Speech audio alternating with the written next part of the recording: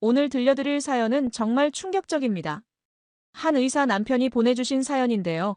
아내가 유학을 간다며 1년간 집을 비웠다가 돌아와서 한 말이 우리 헤어져였다고 합니다. 그런데 여기서 끝이 아니에요.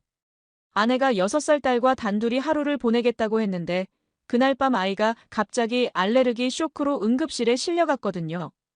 과연 무슨 일이 있었던 걸까요? 본격적인 이야기 시작 전에 아직 무료 구독하지 않으셨다면 무료 구독 버튼 꼭 눌러주시고 함께 실화 속으로 들어가 볼까요? 오늘의 실화 사연 지금 시작합니다. 안녕하세요, 여러분. 저는 올해 39살 종합병원에서 내과 의사로 일하고 있는 한도윤입니다. 아내 박소영과는 대학 동기였고, 지금 6살 된 딸 하린이와 함께 살고 있습니다. 아니, 정확히는 살고 있었다고 해야겠네요. 왜냐하면 지금은 상황이 완전히 달라졌거든요. 결혼 초기 몇 년은 정말 행복했습니다. 의사라는 직업 특성상 병원 일이 바쁘긴 했지만, 퇴근하고 나면 가족과 시간을 보내려고 노력했어요. 특히 하린이가 태어난 후로는 더욱 그랬습니다. 첫 아이라 그런지 모든 게 신기했고, 아이가 한마디 말을 하거나 한 걸음 걸을 때마다 너무 기뻤어요. 그런데 문제는 아내였습니다. 소연은 결혼하고 아이를 낳은 후에도 계속 뭔가 아쉬워하는 기색이 역력했어요. 나는 아직 못다한 공부가 있어. 유학을 가고 싶어라는 말을 자주 했습니다. 처음엔 단순한 꿈 얘기려니 했는데 시간이 지날수록 점점 진지해지더라고요. 하린이가 5살이 되던 해 소연이 정말로 유학을 가겠다고 선언했습니다. 저는 깜짝 놀랐어요. 그럼 우리 가족은 어떻게 되는 거야? 내가 휴직하고 같이 가자라고 제안했지만 소연은 단호했습니다. 당신은 여기서 일해야 하고 하린이는 한국 학교에 적응해야 해. 나 혼자 다녀올게라고 하더라고요. 솔직히 말하면 그때 기분이 좋지 않았습니다. 가족보다 자신의 꿈을 우선시하는 것 같아서 서운했거든요. 하지만 아내의 꿈을 막고 싶지도 않았고 결혼 생활에서 희생만 하며 살 순 없다는 생각도 들었어요. 그래서 결국 허락했습니다. 소연이 떠나기 전 마지막 밤, 우리는 오랜만에 진솔한 대화를 나눴습니다. 1년만 다녀올게. 정말 미안해라고 하는 소연의 눈에는 눈물이 고여 있었어요. 저도 괜찮아. 하린이랑 잘 지낼 테니까 걱정하지 말라고 말했지만 마음 한구석이 허전했던 건 사실입니다. 다음날 아침 공항까지 배웅을 갔습니다. 하린이는 엄마가 왜 멀리 가는지 제대로 이해하지 못하고 울음을 터뜨렸어요. 그 모습을 보니까 정말 마음이 아팠습니다. 소연도 많이 흔들렸지만 결국 출국장으로 들어갔어요. 아내가 떠난 후의 생활은 예상보다 힘들었습니다. 병원 일도 바쁜데 육아까지 혼자 해야 하니까 정말 녹초가 됐어요. 하지만 시간이 지나면서 오히려 하린이와 더 가까워지는 걸 느꼈습니다. 이전에는 아내가 주로 돌봤는데 이제는 제가 직접 밥도 해주고 책도 읽어주고 놀아주니까 아빠와 딸의 특별한 유대감이 생겼어요. 하린이도 처음엔 엄마를 많이 찾았지만 점차 적응해 나갔습니다. 아빠, 나는 아빠랑 있는 게 더 재미있어라고 말할 때면 뿌듯하면서도 한편으로는 복잡한 감정이 들었어요. 아이에게는 엄마도 필요한데 말이죠. 그렇게 1년이 흘렀습니다. 소연은 한 달에 한두 번 화상통화로 하린이와 안부를 주고받았고 저와는 일주일에 한 번 정도 안부 문자를 보냈어요. 처음 몇 달은 자주 연락했는데 시간이 지날수록 연락 빈도가 줄어들었습니다. 그때는 단순히 바빠서 그런 줄 알았어요. 드디어 소연이 돌아오는 날이 됐습니다. 하린이는 며칠 전부터 엄마 언제 와? 엄마랑 뭐하고 놀까? 라며 들떠 있었어요. 저도 솔직히 기대했습니다. 1년 만에 다시 완전한 가족이 될 수 있다는 생각에 마음이 설렜거든요. 공항에서 소연을 만났을 때 뭔가 달라진 느낌이 들었습니다. 더 세련돼 보였고 전에 없던 자신감이 넘쳐 보였어요. 하린이는 엄마를 보자마자 달려가서 안겼고 소연도 아이를 꼭 껴안으며 우리 하린이 많이 컸네라고 말했습니다. 집으로 돌아가는 길에 저는 어땠어? 공부는 잘 됐고? 라고 물었어요. 소연은 정말 많은 걸 배웠어. 나 자신에 대해서도 많이 알게 됐고라고 대답했습니다.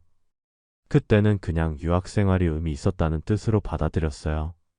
하지만 집에 도착한 후 소연의 태도가 이상하다는 걸 느꼈습니다. 예전 같으면 짐을 풀고 집 구석구석을 살펴보며 여기 바뀌었네. 이건 새로 산 거야? 이렇게 물어봤을 텐데 이번엔 그냥 방에 들어가서 짐 정리만 하더라고요. 저녁을 준비하면서 오늘 뭐 먹고 싶어? 내가 좋아하는 음식 해줄게라고 했는데 아무거나 괜찮아. 피곤해서라는 대답만 돌아왔습니다. 할인이도 엄마가 시큰둥한 반응을 보이니까 조금씩 기가 죽는 것 같았어요. 며칠이 지나도 상황은 나아지지 않았습니다. 소연은 집에 있으면서도 계속 핸드폰만 들여다봤고 누군가와 자주 통화를 했어요. 누구랑 통화하는 거야? 라고 물으면 유학 때 친구들이야 라고 대답했습니다. 그럴듯한 답변이었기 때문에 의심하지 않았어요. 문제는 일주일 후에 터졌습니다. 할인이가 잠든 후 거실에서 대화를 나누던 중에 소연이 갑자기 심각한 표정으로 말을 꺼냈어요. 도윤아, 우리 얘기 좀 할까? 응, 뭔데? 소연은 한동안 말없이 저를 바라보더니 입을 열었습니다. 이번에 유학을 다녀오면서 많은 생각을 해봤어. 우리 관계에 대해서 말이야. 순간 불안한 예감이 들었어요. 소연의 목소리가 너무 진지했거든요. 우리가 결혼한 지 벌써 8년이 됐는데 솔직히 말하면 우린 부부라기보다는 친구 같아. 물론 당신은 정말 좋은 사람이고 지금도 좋아해. 하지만 뭐? 이건 아닌 것 같아. 우리 사이가 말이야. 그 순간 머릿속이 하얘졌습니다. 1년 동안 혼자 아이 키우며 아내를 기다렸는데 돌아온 첫 주에 이런 말을 듣게 될 줄은 꿈에도 몰랐어요. 갑자기 무슨 소리야? 1년 전만 해도 그런 말 한 번도 안 했잖아. 그때는 몰랐어. 하지만 혼자 지내면서 깨달았어. 우리는 서로를 사랑한다기보다는 그냥 익숙해서 함께 있는 거였던 것 같아. 저는 화가 나기 시작했습니다. 그럼 할인이는 어떻게 하자는 거야? 우리가 헤어지면 애는 어떻게 되는데? 그것도 생각해봤어. 양육권은 당신이 가져도 돼. 나는 다시 외국으로 갈 계획이거든. 뭐? 정말 충격적이었어요. 아내가 아이까지 포기하겠다는 얘기였거든요. 미안해, 도윤아. 정말 미안해. 하지만 나는 더 이상 이 생활을 이어갈 수가 없어. 그날 밤 저는 잠을 이룰 수가 없었습니다. 갑작스러운 이혼 선언, 그것도 아이까지 포기하겠다는 말을 듣고 나니까 정말 멘붕이 왔어요. 하지만 한편으로는 정말 그럴까? 뭔가 다른 이유가 있는 건 아닐까? 하는 의구심도 들었습니다. 다음 날 아침, 소연이 또 다른 폭탄 선언을 했어요. 참, 외국으로 돌아가기 전에 할인이랑 하루만 단둘이 시간을 보내고 싶어. 괜찮을까? 소연의 제안을 듣고 처음엔 거부하고 싶었습니다. 이혼하겠다고 해놓고 이제 와서 아이와 시간을 보내겠다니 뭔가 앞뒤가 안 맞는다는 생각이 들었거든요. 하지만 할인이 입장에서 생각해보니까 달랐어요. 아무리 엄마가 떠날 예정이라고 해도 아이에게는 마지막 추억을 만들어줘야 한다는 마음이 들었습니다. 알겠어. 하지만 저녁까지는 집에 데려와. 고마워, 도윤아. 그날 오전, 할인이는 엄마와 나들이를 간다는 소식에 정말 신이 나 있었어요. 아빠, 엄마랑 어디 갈까? 놀이공원? 아니면 동물원? 엄마한테 물어봐. 엄마랑 가는 거니까. 할인이가 소연에게 뛰어가서 엄마, 우리 어디 가요? 라고 묻자 소연은 비밀이야. 가면 알아라고 웃으며 대답했습니다. 오전 10시쯤 모녀가 함께 집을 나갔어요. 소연은 저녁 6시쯤 데려올게라고 말하고 할인이는 아빠, 나중에 재미있었던 얘기 많이 해줄게. 라며 손을 흔들었습니다. 혼자 남은 집은 너무 조용했어요. 평상시 같으면 할인이 웃음소리나 제잘거리는 소리가 끊이지 않는데 오늘은 정말 적막했습니다. 그동안 밀린 집안일도 하고 병원 업무도 정리하면서 시간을 보냈어요. 오후 6시가 되어도 연락이 없었습니다. 6시 30분, 7시가 되어도 마찬가지였어요. 조금씩 불안해지기 시작했습니다. 소연에게 전화를 걸었지만 받지 않더라고요. 문자를 보내도 답이 없었어요. 드디어 7시 30분쯤 현관문이 열리는 소리가 들렸습니다.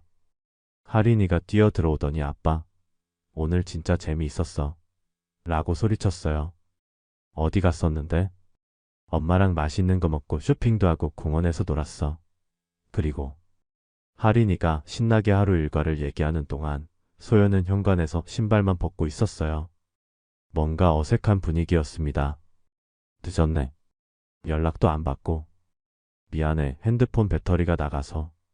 그럴듯한 변명이었지만 왠지 석연치 않았어요. 요즘에 휴대용 충전기 안 가지고 다니는 사람이 어디 있나요? 할인이는 저녁을 먹으면서도 계속 하루 있었던 일을 얘기했어요.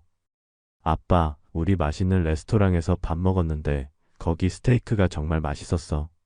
그리고 엄마가 새 옷도 사줬어. 그래, 좋겠다. 그런데 문제는 그 다음에 생겼습니다. 할인이가 잠자리에 들고 나서 1시간쯤 지났을 때였어요. 갑자기 할인이가 아빠 하고 울면서 뛰어나왔습니다. 왜 그래, 할인아? 배가 아파요. 그리고 숨쉬기가 힘들어요. 순간 섬뜩했습니다. 할인이는 심각한 땅콩 알레르기가 있거든요. 그래서 항상 조심하라고 당부했는데 얼굴이 빨갛게 부어오르고 있었어요. 소연아, 빨리 와봐. 소연도 놀라서 달려왔어요. 응급실 가야겠어. 지금 당장. 차에 할인이를 태우면서 소연에게 오늘 뭐 먹었어? 땅콩 들어간 거 먹었나? 라고 물었는데 소연은 모르겠어. 그냥 스테이크만 먹었는데 라고 대답했어요. 응급실에서 응급처치를 받고 나서야 할인이가 안정됐습니다. 의사는 심한 알레르기 반응이었어요. 땅콩이나 견과류에 노출된 것 같은데 앞으로 더 주의하셔야겠어요 라고 말했습니다. 응급실에서 할인이가 안정을 찾은 후 저는 혼란스러운 마음을 정리하려고 애썼습니다. 아이가 위험할 뻔했다는 충격도 컸지만 뭔가 석연치 않은 부분들이 계속 머릿속을 맴돌았거든요. 특히 소연이 오늘 어떤 음식을 먹었는지 제대로 파악하지 못한다는 게 이상했어요. 할인이는 일반 병실로 옮겨져서 안정적으로 잠들어 있었고 소연은 옆에서 아이 손을 잡고 앉아 있었습니다. 저는 간호사실에서 필요한 서류들을 작성하고 있었어요. 선생님, 혹시 아이가 오늘 어떤 음식을 먹었는지 정확히 파악해 보시는 게 좋겠어요. 알레르기 관리를 위해서는 원인을 찾아야 하거든요. 간호사의 말이 맞았습니다. 할인이가 깨어나면 물어봐야겠지만 6살 아이가 정확히 기억할 수 있을지 의문이었어요. 그때 문득 생각이 났습니다.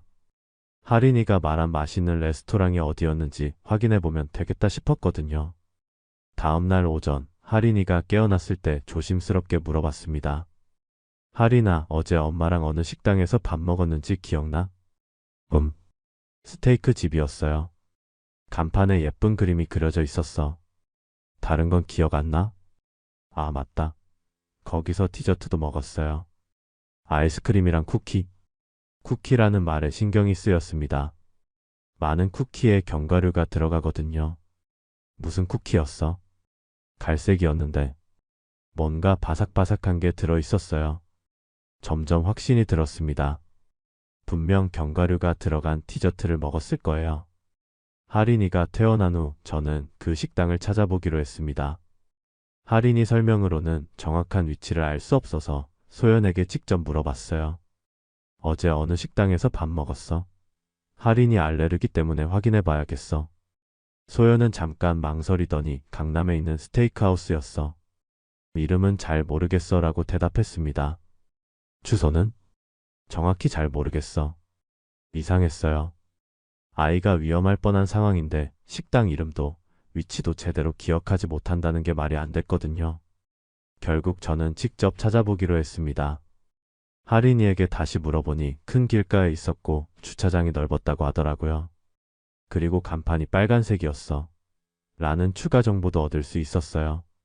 강남 일대 스테이크하우스를 인터넷으로 검색해서 하나하나 전화를 걸기 시작했습니다. 몇 곳에 전화해봤지만 해당 없다는 답변만 들었어요. 5번째 전화에서 드디어 실마리를 찾았습니다. 안녕하세요. 어제 오후에 어린아이와 함께 오신 손님들에 대해 문의드리려고 하는데요. 어제요? 어떤 분이신지.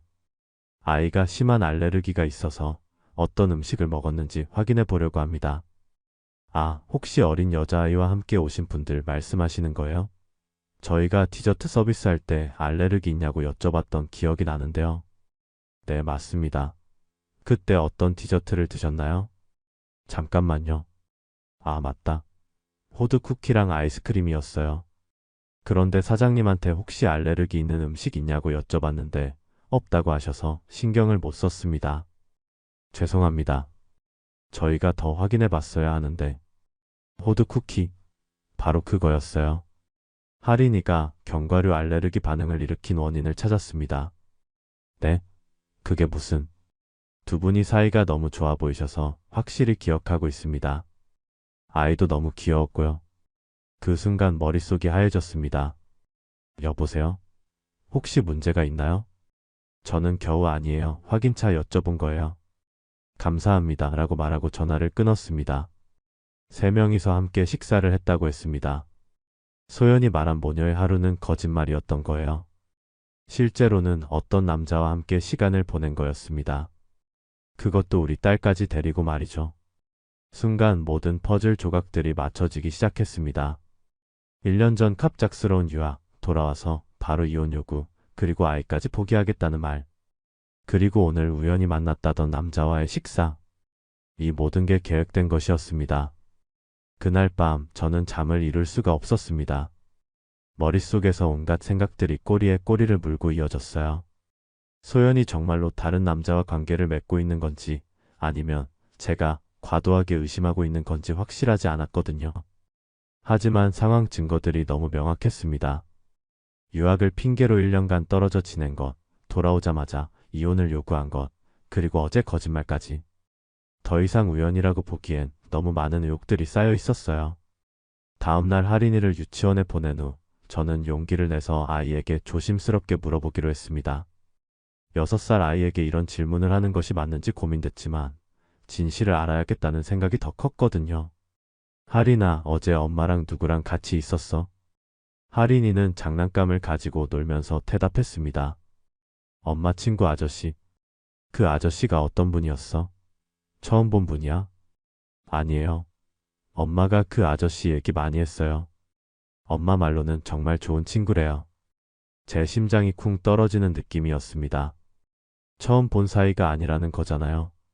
엄마가 그 아저씨 얘기를 언제 했어? 엄마가 외국에서 전화할 때요. 아저씨가 하린이 보고 싶어 한다고 했어요. 이제 확실해졌습니다. 소연이 유학 중에 그 남자와 관계를 맺었고 심지어 제 딸 얘기까지 했다는 뜻이었거든요. 그 아저씨가 하린이한테 뭐라고 했어? 하린이가 엄마를 많이 닮았네 하고 엄마 말 잘 들어야 해라고 했어요. 그리고 장난감도 사줬어요. 어떤 장난감? 인형이요. 예쁜 인형. 하린이가 가방에서 꺼내 보여준 인형을 보는 순간 저는 정말 화가 치밀어 올랐습니다. 고급 브랜드 인형이었거든요. 가격이 몇십만 원은 나갈 것 같은 인형을 아이에게 선물했다는 건 그냥 지나가는 사이가 아니라는 뜻이었어요. 하린아, 그 아저씨랑 엄마가 어떻게 지냈어? 사이가 어때 보였어? 엄마가 진짜 행복해 보였어요. 웃음도 많이 웃고 아저씨 손도 잡고. 더 이상 들을 수 없었습니다. 제 아내가 제 딸 앞에서 다른 남자와 손을 잡았다는 얘기였거든요. 그날 저녁 소연이 집에 돌아왔을 때 저는 더 이상 참을 수 없었습니다. 소연아, 우리 얘기 좀 하자. 무슨 일이야? 어제 누구랑 같이 있었어? 소연의 표정이 순간 굳어졌습니다. 뭔 소리야? 하린이랑만 있었다고 했잖아. 하린이한테 들었어. 어떤 남자랑 같이 있었다고. 아, 그거. 우연히 만난 유학 친구야. 별일 아니야. 우연히? 하린이 말로는 내가 그 사람 얘기를 자주 했다던데. 소연이 당황하는 기색이 역력했습니다. 그게 그냥 솔직히 말해. 너 지금 누구랑 만나고 있는 거지? 긴 침묵이 흘렀습니다. 소연은 한동안 바닥만 내려다보더니 천천히 고개를 들었어요. 미안해. 그 두 글자로 모든 게 확인됐습니다. 언제부터? 유학 간 지 3개월쯤 후부터. 그럼 9개월 동안 나를 속인 거네? 미안해, 정말 미안해. 하지만 너한테 상처 주기 싫었어.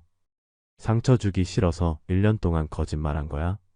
그리고 우리 딸까지 데리고 그 남자랑 만난 거고. 소연이 울기 시작했습니다.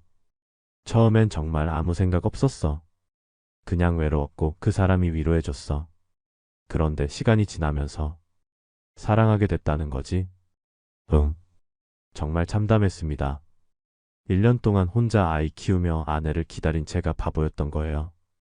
그래서 이혼하자고 한 거야? 그 남자랑 살려고? 그래. 그는 나한테 새로운 시작이야. 너도 새로운 사람 만나서 행복하게 살았으면 좋겠어. 할인이는? 그건 내가 키울 수 없어. 그와 함께 새 출발을 해야 하거든. 그 순간 정말 소연이란 사람을 다시 본다는 생각이 들었습니다. 자신의 행복을 위해서 남편과 딸까지 버릴 수 있는 사람이었던 거예요.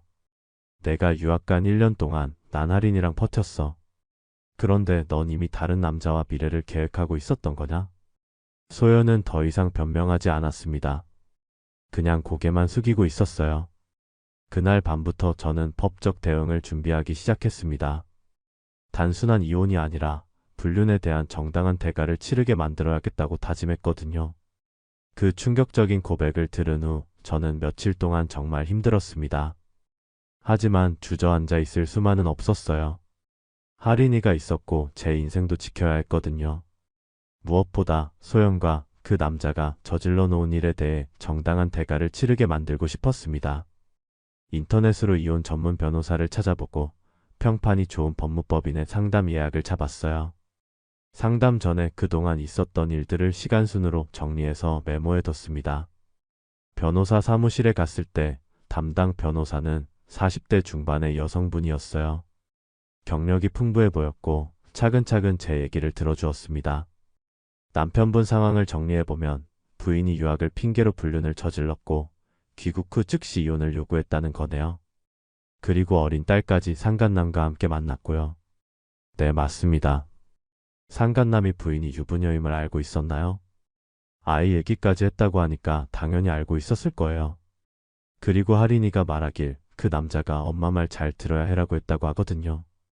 완전히 가족 관계를 알고 있었던 거죠. 변호사가 고개를 끄덕였습니다. 그렇다면 명백히 상간자 소송이 가능합니다. 특히 상간남이 기혼 여성임을 알면서도 관계를 지속했고 이혼까지 종용했다면 더욱 그렇죠. 어떤 식으로 진행되나요? 이혼 소송과 상간자 소송을 동시에 진행할 수 있습니다. 이혼 소송에서는 위자료와 양육권을, 상간자 소송에서는 정신적 피해에 대한 배상을 청구하는 거죠. 증거가 필요하죠.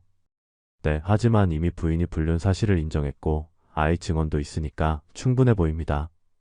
다만 추가 증거가 있으면 더 유리하겠죠. 상담을 마치고 집으로 돌아오는 길에 저는 마음이 조금 편해졌어요. 법적으로 대응할 방법이 있다는 걸 확인했거든요. 그날 저녁 소연에게 마지막으로 대화를 요청했습니다. 소연아, 마지막으로 한 가지만 묻고 싶어. 뭐? 정말로 후회하지 않아? 8년 결혼 생활과 할인이를 모두 포기하고 그 남자를 선택하는 게? 소연은 잠시 망설이더니 대답했습니다. 후회하지 않아. 나는 더 이상 이 생활을 이어갈 수 없어. 그와 함께하는 게 내 행복이야. 그 남자도 너와 같은 마음이야? 당연하지. 우리는 서로 사랑해. 그럼 그 사람 이름이 뭐야? 어떤 일을 하는 사람이고? 왜 그걸 알려고 해? 궁금해서. 내 아내를 빼앗아간 사람이 누군지 알고 싶으니까. 소연이 잠시 망설이더니 김민수라는 사람이야. 무역회사에서 일해라고 말했습니다. 나이는? 42살. 기혼자야? 아니야, 미혼이야. 미혼 남성이 기혼 여성과 불륜을 저질렀다는 것도 문제였지만 더 큰 문제는 그가 제 딸까지 만났다는 사실이었어요. 그 사람이 할인이를 어떻게 생각해? 귀여워해. 혹시 나중에 우리가 함께 살게 되면 할인이도 잘 돌봐줄 거야. 정말 어이가 없었습니다. 제 딸을 자기가 키우겠다는 식으로 말하고 있었거든요. 소연아, 마지막으로 말하는데 이혼은 해주겠어. 하지만 정당한 절차를 거쳐서 할 거야. 무슨 뜻이야? 법정에서 하자는 뜻이야. 내가 저지른 일에 대해서는 책임을 져야지. 소연의 얼굴이 하얗게 질렸습니다. 설마 소송까지 하겠다는 거야? 당연하지. 1년 동안 나를 속이고 우리 딸까지 이용한 대가를 치러야지. 도윤아, 제발. 이미 늦었어. 변호사도 선임했고 다음 주부터 소송 준비에 들어갈 거야. 그날 밤 소연은 캐리어를 싸서 집을 나갔습니다. 아마 그 김민수라는 남자에게 갔겠죠. 떠나면서 하린이한테 엄마가 잠깐 여행 간다고 거짓말까지 했어요. 하린이가 언제 돌아와요? 라고 묻자 소연은 곧 돌아올게라고 대답했습니다. 마지막까지 거짓말이었어요. 소연이 집을 나간 후 저는 본격적으로 법적 대응에 나섰습니다. 변호사와 상의해서 이혼 소송과 상간자 소송을 동시에 진행하기로 했어요. 먼저 해야 할 일은 증거 수집이었습니다. 소연이 사용하던 컴퓨터와 서류들을 조사해 봤는데 유학 관련 서류들 사이에서 흥미로운 것들을 발견했어요. 항공권 영수증들이었는데 단순히 한국과 유학 국가만 오간 게 아니라 다른 나라들도 여행한 흔적이 있었거든요. 분명 그 김민수라는 남자와 함께 다녔을 거예요. 또한 신용카드 내역을 확인해 보니까 유학 중에 고급 레스토랑이나 호텔 이용 내역이 상당히 많았습니다. 학생 신분으로는 감당하기 어려운 수준의 지출이었어요. 분명 누군가와 함께 갔을 것이고 그 누군가는 김민수일 가능성이 높았습니다. 변호사는 이런 정황 증거들이 상당히 유리하다고 말했어요. 불륜 관계가 단순한 우발적인 만남이 아니라 계획적이고 지속적인 관계였음을 보여주는 증거들이거든요. 소송장을 작성하면서 가장 중요하게 다룬 부분은 아동복지 문제였습니다. 소연이 불륜 상대와 함께 하린이를 만난 것은 단순한 개인적 일탈을 넘어서 아이의 정서적 안정에 해를 끼친 행위였거든요. 특히 아이가 알레르기 쇼크까지 일으킨 상황에서 어머니가 정확한 상황을 파악하지 못했다는 것은 아이의 안전을 소홀히 했다는 증거가 됩니다. 변호사의 설명이 맞았어요. 하린이의 생명이 위험할 뻔한 상황에서도 소연은 김민수와의 만남을 우선시했던 거거든요. 소송이 본격적으로 시작되자 소연 측에서 연락이 왔습니다. 소연의 변호사였어요. 합의 가능성은 없을까요? 의뢰인이 상당히 후회하고 있습니다. 어떤 조건으로요? 양육권은 포기하고 위자료도 취급하겠다고 합니다. 상간자 소송은? 그것까지는. 그럼 합의 불가능합니다. 끝까지 가겠습니다. 사실 저도 처음엔 금전적 보상보다는 정신적 응징이 목적이었어요. 소연과 김민수가 저지른 일이 얼마나 잘못된 것인지 법정에서 확인받고 싶었거든요. 재판이 시작되고 첫 번째 공판에서 소연과 김민수를 직접 봤습니다. 김민수는 생각보다 평범해 보이는 중년 남성이었어요. 하지만 법정에서 마주친 그의 눈빛에서는 전혀 죄책감을 찾을 수 없었습니다. 소연은 많이 초췌해 보였어요. 1년 전 유학 갈 때의 당당한 모습은 온데간데 없고 작아져 있었습니다. 재판부에서는 먼저 불륜 사실관계를 확인했습니다. 피고 박소연 씨, 유학 중 김민수 씨와 부적절한 관계를 맺은 것이 사실입니까? 네, 맞습니다. 피고 김민수 씨, 박소연 씨가 기혼자임을 알고 있었습니까? 네, 알고 있었습니다. 그럼에도 불구하고 관계를 지속한 이유는? 서로 사랑했기 때문입니다. 김민수의 뻔뻔한 대답에 저는 정말 화가 났어요. 사랑이라는 이름으로 남의 가정을 파괴한 주제에 당당하게 대답하고 있었거든요. 다음으로는 하린이와 관련된 부분이 다뤄졌습니다. 피고 박소연 씨, 6세 딸과 함께 김민수 씨를 만난 것이 사실입니까? 네, 맞습니다. 이때 아이에게 알레르기 쇼크가 발생했는데 정확한 상황을 파악하지 못했던 이유는? 소연이 한동안 대답하지 못했습니다. 정신이 없어서. 김민수 씨와 함께 있어서 아이에게 신경을 제대로 쓰지 못했다는 뜻입니까? 재판부의 질문에 소연은 더 이상 대답할 수 없었어요. 재판이 진행되면서 소연과 김민수의 관계가 어떤 시기였는지 구체적으로 드러나기 시작했습니다. 제가 제출한 증거들 외에도 법원에서 추가로 조사한 내용들이 공개됐거든요. 김민수는 소연의 유학 비용 상당 부분을 지원했던 것으로 밝혀졌습니다. 학비뿐만 아니라 생활비, 여행 경비까지 대부분을 그가 댔다는 거예요. 이는 단순한 연인 관계를 넘어서 사실상 동거에 준하는 관계였음을 보여주는 증거였습니다. 더 충격적인 것은 소연이 귀국하기 전에 이미 김민수와 한국에서의 동거 계획을 세워뒀다는 사실이었어요. 김민수 명의로 된 아파트 임대 계약서까지 발견됐거든요. 소연이 저에게 이혼을 요구한 것이 즉흥적인 결정이 아니라 치밀하게 계획된 일이었다는 증거였습니다. 피고 김민수 씨, 박소연 씨의 귀국 전에 미리 동거 준비를 해둔 것이 맞습니까? 네, 맞습니다. 그럼 박소연 씨가 남편과 이혼할 것을 전제로 한 것이군요. 그렇습니다. 혹시 이혼을 종용한 적이 있습니까? 김민수가 잠시 망설이더니 직접적으로 종용하지는 않았지만 함께 살기를 원한다고 말했습니다. 라고 대답했어요. 이 대답으로 김민수가 단순히 불륜에 가담한 것이 아니라 적극적으로 남의 가정을 해체시키려 했다는 것이 증명됐습니다. 재판부에서는 할인이의 양육권 문제도 다뤘습니다. 피고 박소연 씨, 딸의 양육권을 포기하는 이유는 제가 새로운 삶을 시작하는데 아이를 키울 수 없어서입니다. 김민수 씨와 함께 생활하기 때문이라는 뜻입니까? 네. 그럼 본인의 연인 관계가 친딸보다 우선한다는 것입니까? 소연이 고개를 숙였습니다. 더 이상 변명할 말이 없었던 거죠. 재판부는 또한 아이에게 미친 정서적 영향에 대해서도 언급했습니다. 6세 아동이 어머니의 불륜 상대를 직접 만나게 한 것은 아이의 정서 발달에 부정적 영향을 미칠 수 있습니다. 특히 아이가 그 상황을 제대로 이해하지 못한 채 혼란을 겪었을 가능성이 높습니다. 실제로 할인이는 소연이 집을 나간 후 자주 엄마는 언제 돌아와? 라고 물었어요. 그때마다 어떻게 설명해야 할지 난감했습니다. 아직 어린아이에게 엄마가 다른 남자와 떠났다고 말할 수는 없었거든요. 마침내 판결일이 왔습니다. 재판부는 먼저 이혼을 인용한다고 발표했어요.